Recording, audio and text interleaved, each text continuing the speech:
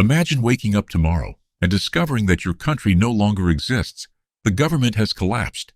The economy is in ruins. The military can't defend the borders. Cities are abandoned. People are fleeing. It sounds like the plot of a movie, but nearly 1,600 years ago, this happened to the most powerful empire the world had ever seen. The Roman Empire ruled millions of people across 3 continents. Its roads, armies, and engineering seemed unstoppable.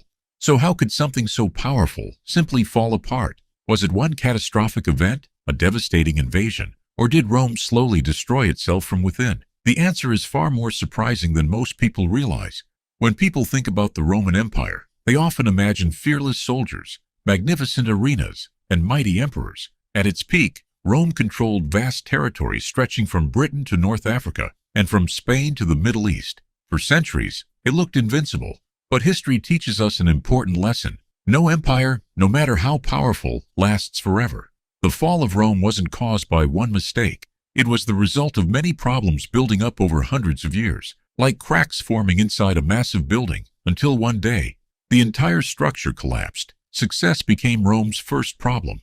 As the empire expanded, it gained more land, more wealth, and more enemies. Managing such a massive territory became incredibly difficult. Messages that take seconds today could take weeks or even months. Emperors struggled to control distant provinces.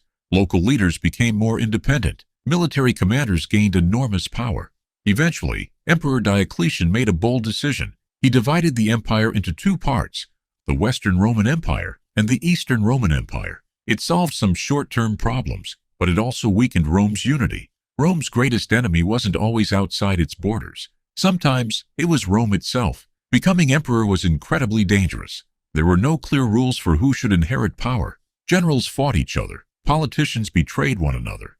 Assassinations became common. Some emperors ruled for only a few months before being overthrown.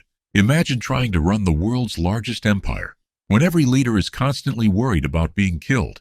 Instead of solving problems, many emperors spent their time protecting their own position.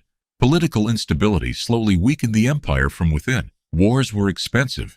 Maintaining roads, forts, cities, and one of history's largest armies required enormous amounts of money. To cover these costs, Roman leaders raised taxes. Many ordinary citizens struggled to survive. The government also reduced the amount of precious metal in its coins. At first glance, the coins looked the same, but they contained less silver than before.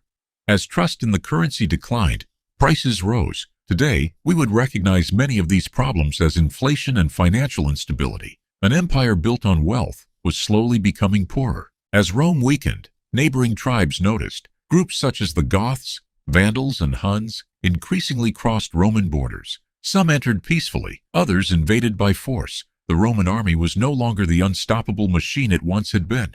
In AD 410, the city of Rome was sacked by the Visigoths. For the first time in nearly 800 years, Rome itself had fallen to a foreign enemy. The psychological impact was enormous. If Rome could be attacked, perhaps it wasn't invincible after all. Then, in AD 455, the Vandals sacked the city again.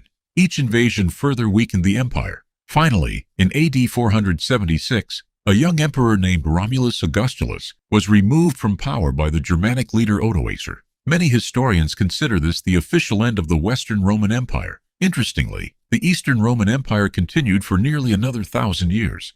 Known today as the Byzantine Empire, it preserved many Roman traditions long after the West had fallen. So Rome didn't disappear overnight. Part of it survived, adapted, and continued. So, why did the Roman Empire collapse? Not because of one battle, not because of one emperor, not because of one invasion. It was the combination of political instability, economic troubles, overexpansion, and repeated invasions that slowly pushed one of history's greatest civilizations beyond its limits.